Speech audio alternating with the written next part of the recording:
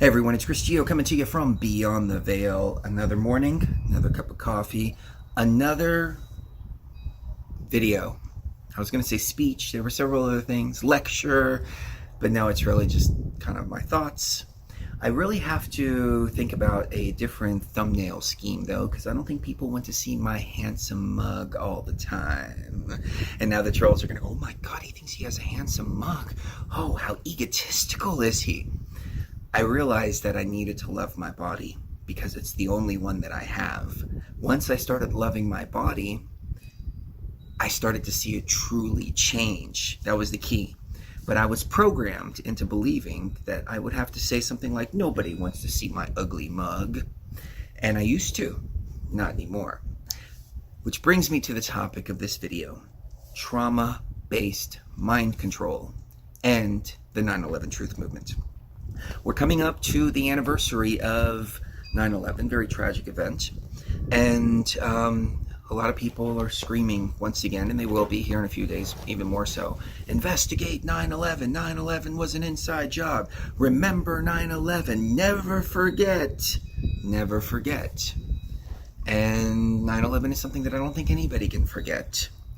But I investigated 9/11 for many years. I started out as a truther. As a matter of fact, I hate to admit this, but one of the aha moments for me was when I was watching Michael Moore's Fahrenheit 9/11. I saw the connection with the Bushes and the Bin Ladens, and I realized, oh, there's something going on here. I was listening later at the time to talk radio. Just one night, we were coming back from a concert that was across the in another city that was out of town, and I turn on the radio, and it's George Noory. And he's got somebody on who they call it the Bulldog, the 9/11 Bulldog. And he had this voice like, rah, rah, rah, rah, rah, you know. Well, let me tell you something, Building 7 came down without any explosives, without anything like that. Larry Silverstein, he took out a $7 billion policy, and he made out really well on 9/11. And he had that kind of voice. He had that kind of presence. He had that kind of power in his voice, or passion. Passion is a better word that I'm looking for. So I was like, who is this guy? Came across this guy named Alex Jones. Signed up for a subscription to his website, started watching every single documentary, listening to his radio show. I was even on the Prison Planet forum for quite some time. I met my beautiful wife, Cherie, there. She was a moderator. I was somewhat of a clown. I was trolling a little bit, but I wasn't trolling to make people mad. I was trolling to get people to think in different dynamics. One of the big things was 9/11 Clues that I just watched, and I said, what do you guys think about this? I legitimately wanted to know, what do you think about 9/11 Clues? They raised some interesting points.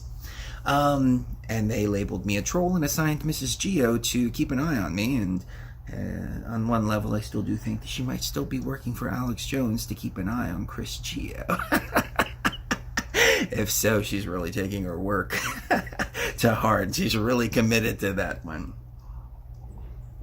Anyways, I met Lucky there, and met a lot of my soul family there. Lucky is definitely a soulmate, and somebody we really, really, really appreciate. Now, Cherie's my twin, but we have many soulmates, but yeah, it was a great experience. So I can't look back on that experience and say, well, it was a negative experience. Or can I? I don't know. Maybe this is one of those things that's not necessarily positive or negative. It just is. And the worst thing is, I did it to myself. And you probably did it to yourself too, without even knowing it. So back to the subject of trauma-based mind control. What is trauma-based mind control? It's an effort, or a technique, better word, to program somebody through trauma. You beat somebody over and over and over and over and over again, create a different alter, split personality. There's other types of traumas, sexual trauma as well. Sometimes some of these victims will be raped over and over and over again to try to create that multiple personality within them, or alter ego, alter consciousness. Kathy O'Brien actually talks about this and how she was programmed, allegedly. I don't know if I believe Kathy O'Brien's story, but it's interesting nonetheless. And she talks about how she was constantly traumatized in order to create altars within her consciousness where she could store information.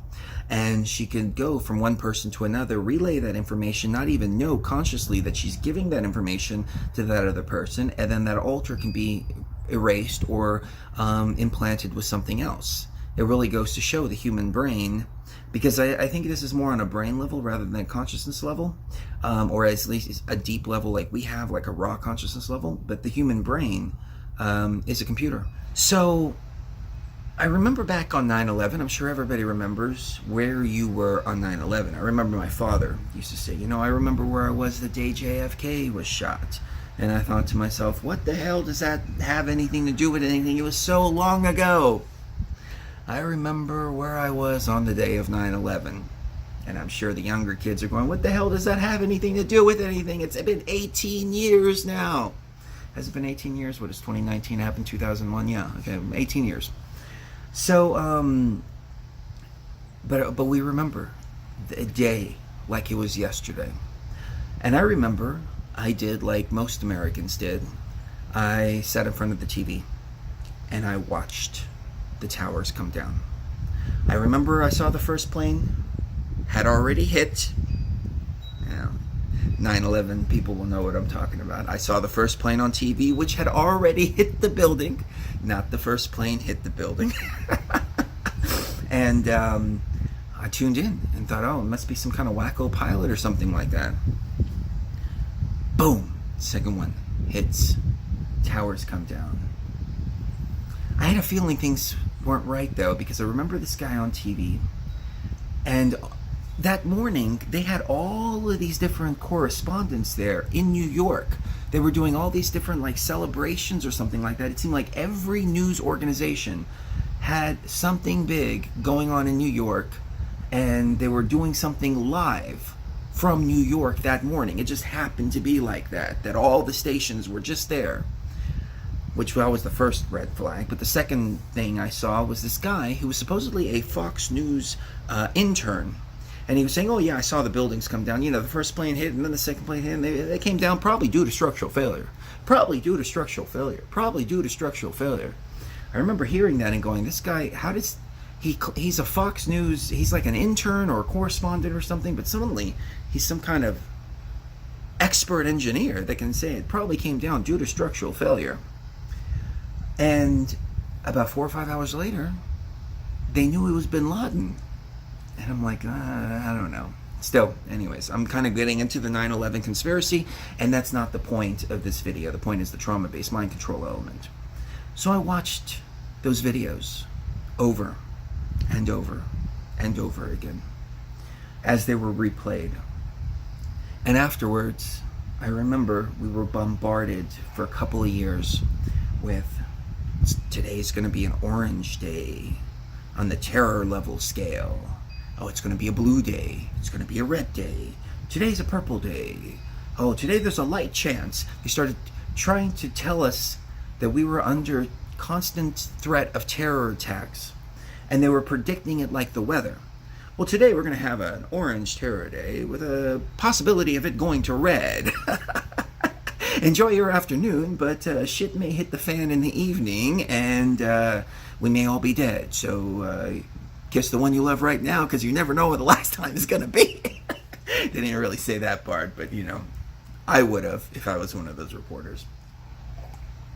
So we were constantly bombarded with this over and over and over and over again. And then I hate to admit it, but I started watching 9/11 Fahrenheit, asking questions and investigating 9/11 for myself. And when I started to investigate 9/11 for myself, I started watching those videos again, over and over and over again. Are you starting to see where I'm going with this? This guy gave me a terabyte of insider information on 9/11. And this terabyte of information was actually stolen by somebody else who turned it into a career and wrote a bunch of fictional books based around it. But I have that same terabyte of information. We had it on TFR for a while. It just was too big to store. And I looked through that. It was the air traffic control audios. It was 911 calls. It was high quality videos. It was huge pictures of the wreckage. I mean, huge. They were like, 10 megabytes, 12 megabytes. So you could really blow them up and you could really get down and really see the details of the wreckage. And every year on 9/11, we would celebrate or remember, any way you want to look at it, but we'd get together, we'd do concerts. I remember I did some concerts with Polygraph Radio. I was doing Global Resistance at the time, so I was writing truth music. 9/11 was an inside job, that kind of deal. And we would get together to remember 9/11. And also Building 7 too. That was one of the things that they did with Polygraph, is they would get money together and rent a light, because they shined 2 lights in New York on 9/11 in memorial of the Twin Towers. And Polygraph Radio and all the truthers got together to shine a 3rd in remembrance of Building 7. But as I watched these videos over and over and over again, I started asking myself, what am I doing to my consciousness? And what have I been programmed to do to my consciousness? Well, let me think back to when this event actually happened. It happened on 9/11. I was stuck to the TV for at least 2 weeks, and that was just when I was stuck to the TV. This coverage was going on and on and on for months and months and months, and real life, we had to get back to real life sooner or later. But every time you get home, you tune on the television. Oh, what's going on here? Oh, is there, are we going to war? Are we going to war with Iraq? Are we doing this? Are we doing that? Is there going to be a terrorist attack today? Which kind of drew me to Alex Jones's radio show too. I remember falling asleep to it, and he had his thing on 24-hour replay, and it would literally play 24 hours a day in my brain as I was sleeping. And I always thought that if I tuned into the radio show, I would be one step ahead of everybody else. I would know when the next terror attack was going to happen, and I could prepare and act before it happened. So I asked myself, what did they do to us? We experienced a traumatic experience on the day of 9/11. I mean, it was traumatizing for everybody, especially those that were there, but the rest of the country. So they took this traumatic event and they broadcasted it throughout the world, essentially. They did a lot of bullshit too. They showed a video of people in Pakistan or some shit celebrating a wedding, and they were like, yeah, and they were like, these people, live from Pakistan or wherever the fuck it is, live from Afghanistan, they're cheering that the towers came down. And the video was daytime, and it was daytime here. And it's like, your time zones are off here. But they were, people were just really willing to just buy whatever at the time, because people were scared. And that was the point. They wanted to keep us scared. And they were playing that traumatic event out to everybody. And they played it out again. And they played it out again. And they played it out again. And they kept telling us they're attacking us because of our freedom. They're attacking us because of our freedom. I remember the day after 9/11, what they said is, they said, you want to get the terrorists back? Go out and buy a new car. Go out and buy a diamond ring. And literally every flag store in the country sold out of American flags. And there were American flags literally everywhere on September 12th, 2001. Let me know in the comments if you remember that.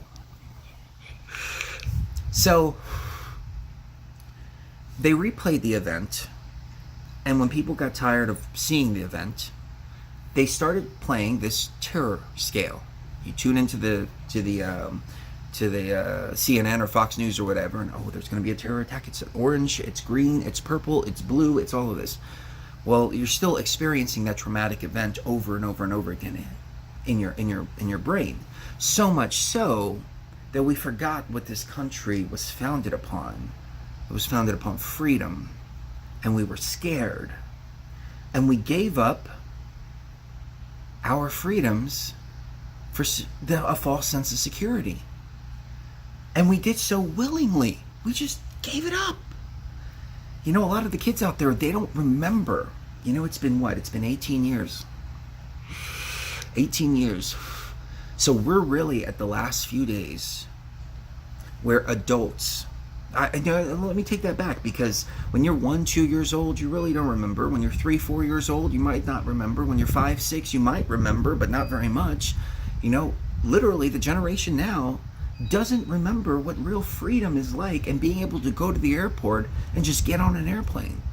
They don't remember being able to wave your loved ones goodbye from the runway as they're taking off.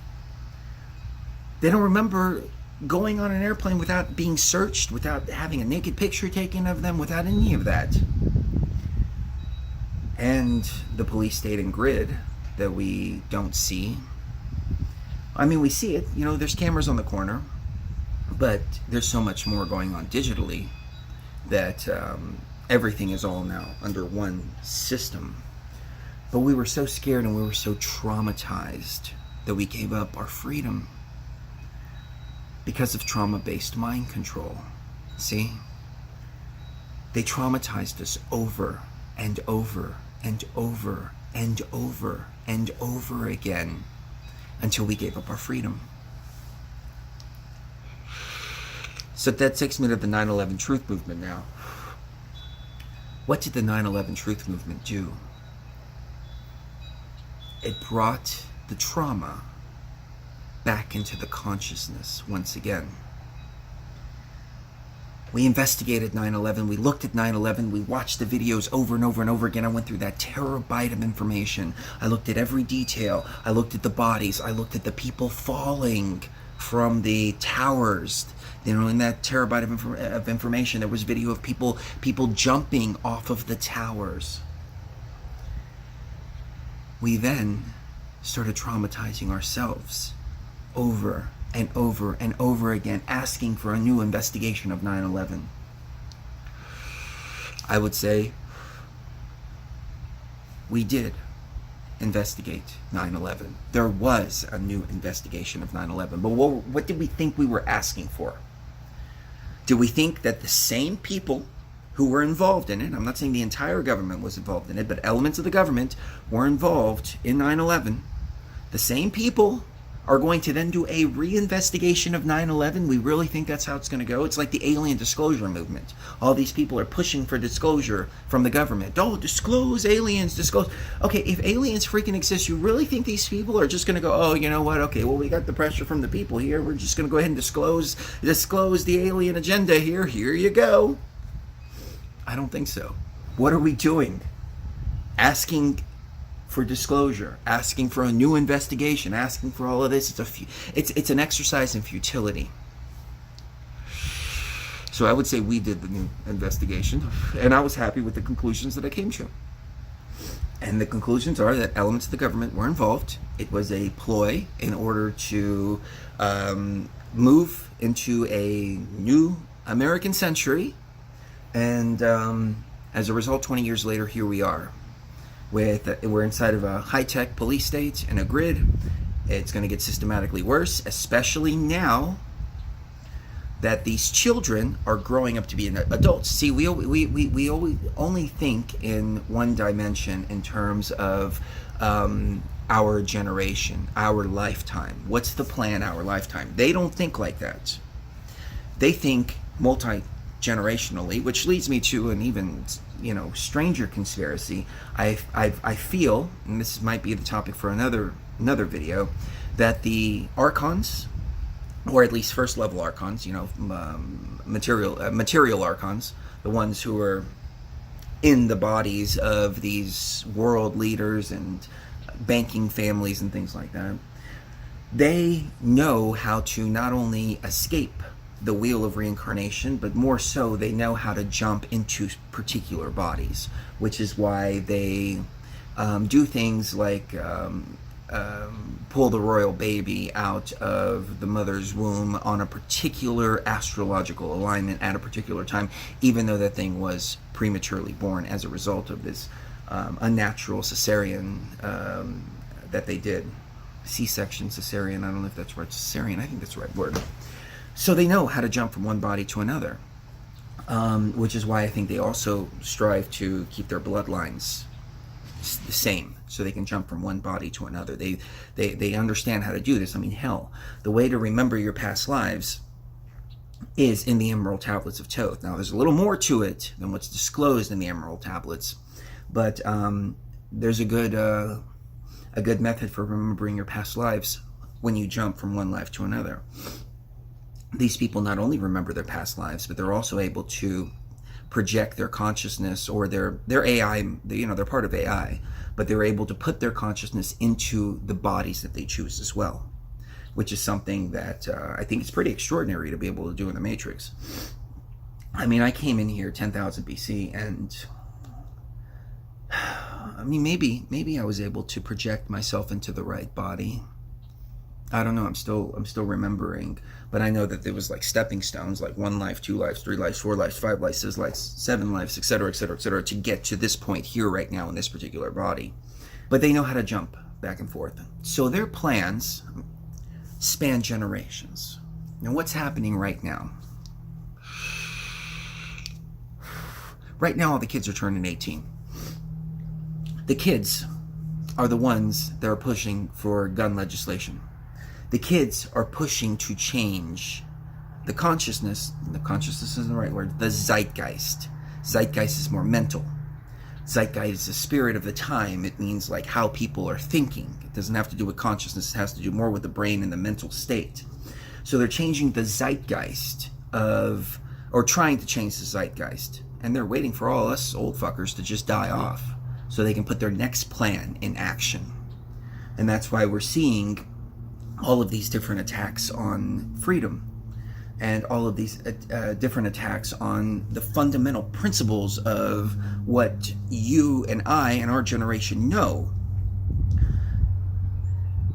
And that's living without government control, without government interference. I mean, the machine is just getting bigger and bigger and bigger. The beast is getting bigger and bigger and bigger. But these kids don't know any better. They think this is normal. Their kids are going to be subjected to even more tyranny, and even more tyranny, and even more tyranny. And it's all done through programming and trauma-based mind control. So that's what I wanted to put out there. I wanted to say that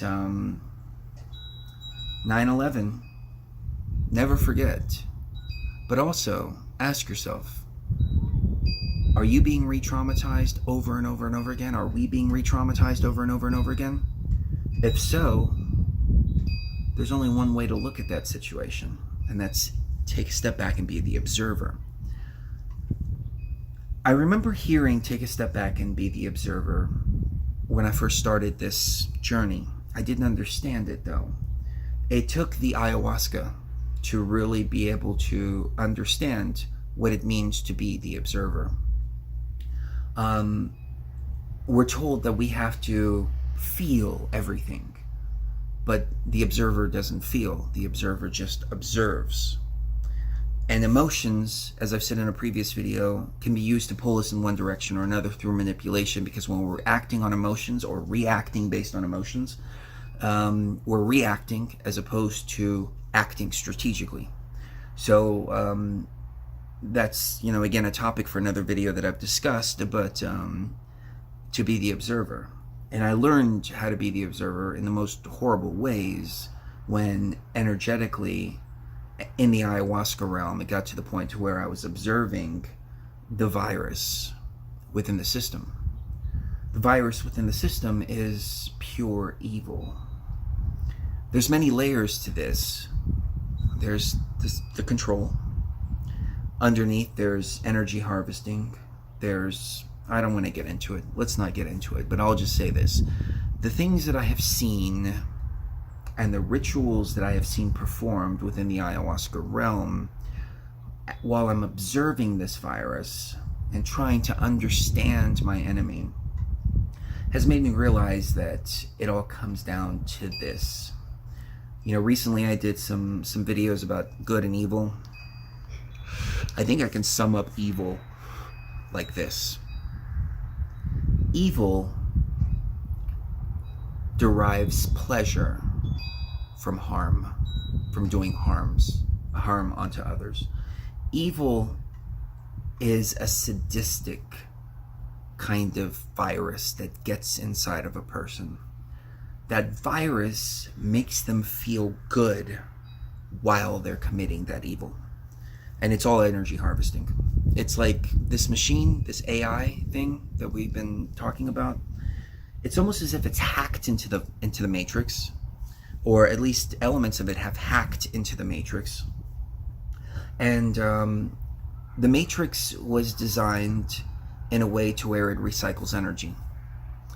The lion eats the antelope eats the grass.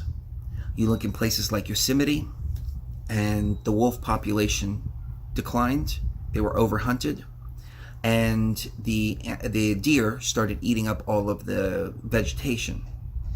Then the beaver population started to suffer as a result, and their numbers were declining as well, because the wolves, the predators, were taken out of the equation. We reintroduced the equation we introduced the predators to the equation back in 2011, and we call it the cascading effect. And as a result, the entire ecosystem started to flourish once again. This entire matrix was made that way in order to keep the energy moving, so the energy doesn't get stagnant. This thing has come from the outer realms, this virus, and it takes the energy and takes it for itself. And the way that it takes the energy is it tries to take it in its most pure form, which usually comes in the form of a small child. It takes the energy for itself. That energy no longer is cycling through this matrix, but rather it's being taken by this virus. So it's an unnatural thing. It's not part of the design of the matrix. And you can argue all day long on the fundamental right or wrong of eating animals, but the fact of the matter is eating animals is part of the matrix. What this thing does is not part of the matrix. What this thing does is different. That is pure evil.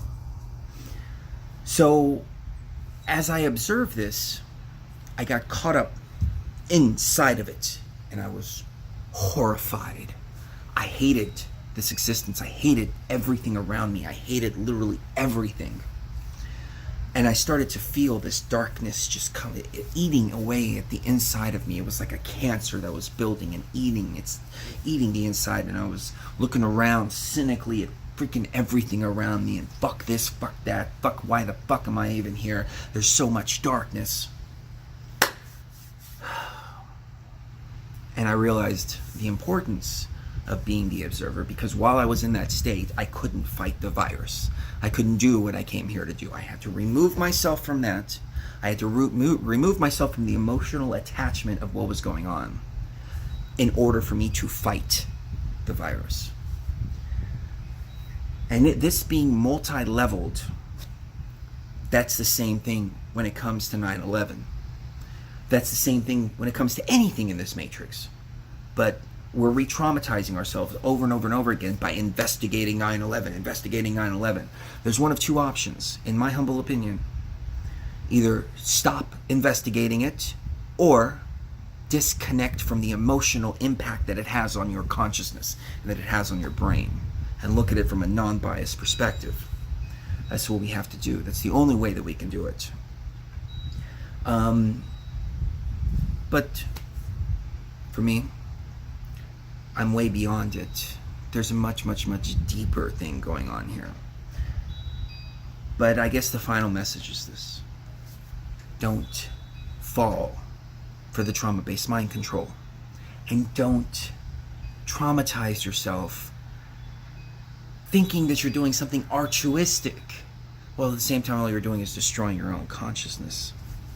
There's got to be a balance. And that's why in my particular journey with the ayahuasca, there was a process.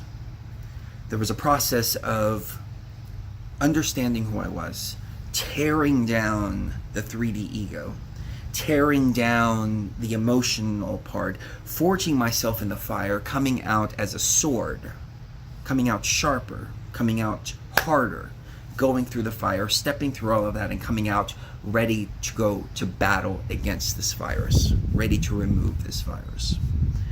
But I think that a lot of these energies are trying to throw people into that battle without going through that process. And nobody's talking about that process, as nobody's talking about the negative impact that this has on people's brains and on people's consciousness. Because everybody has a good heart. Well, most people have a good heart. But most people have a good heart, and what they're doing, they're doing it because of altruism. But this virus has used our hearts and this altruistic mentality in order to pull us into its own fucking agenda, in order to pull us into its trauma-based mind control program that it's running. Wow. I went really deep. So that's the message that I have for you. At the end of the day, do whatever you want. Who am I to tell you what to do? It's not what I'm here to do. But from my own personal experiences,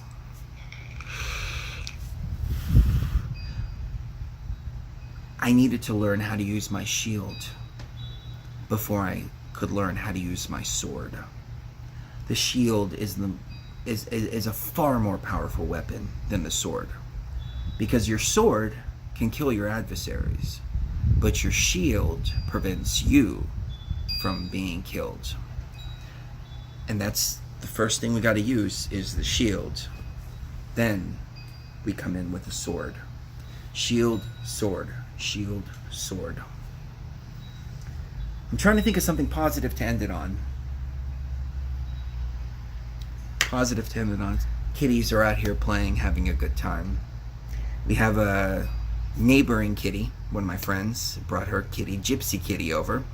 Gypsy Kitty is a small black kitty. She looks just like Bastet. They were actually born around the same time. I think ours were born on March 5th, and hers were born, I want to say, around the 20th, 25th, something like that.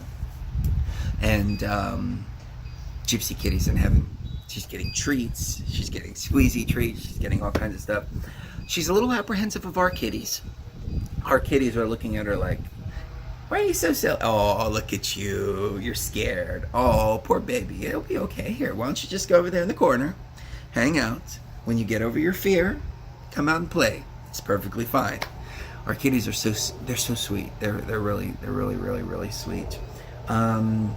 She's getting lots of treats and all of that. You know, I guess maybe that's a good analogy here. Ooh, there's a big eagle flying.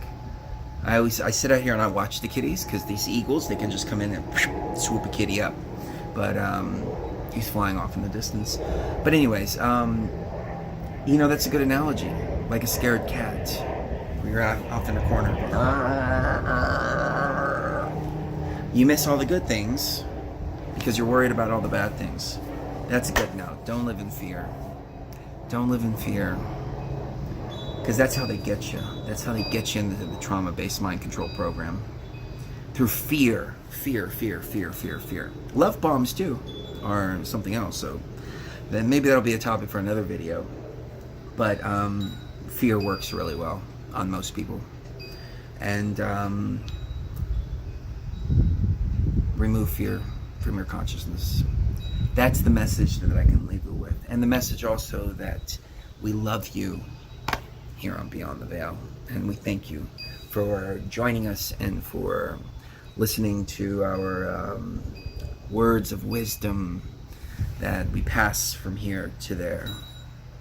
So kiss the one you love right now. You never know when the last time is going to be, and we'll see you even further beyond the veil.